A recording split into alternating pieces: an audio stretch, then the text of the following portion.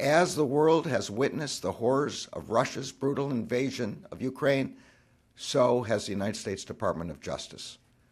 That is why the Justice Department has filed the first ever charges under the U.S. War Crimes Statute against 4 Russia-affiliated military personnel for heinous crimes against an American citizen.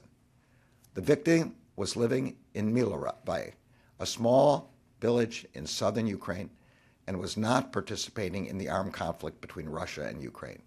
As such, the victim was what is known as a protected person under international law.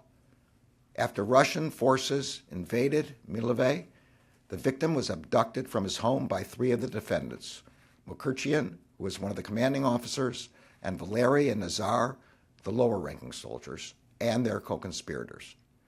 During the abduction, we allege that those defendants threw the victim to the ground while he was naked, tied his hands behind his back, pointed a gun at his head, and beat him with their feet, their fists, and the stocks of their guns.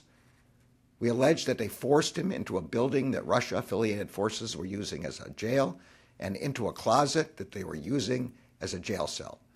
We allege that as they interrogated him, they tortured him. They beat him again with a gun. They punched him in his chest and stomach. They threatened to shoot him. They stripped off his clothes and took pictures. One of their conspirators threatened to sexually assault him.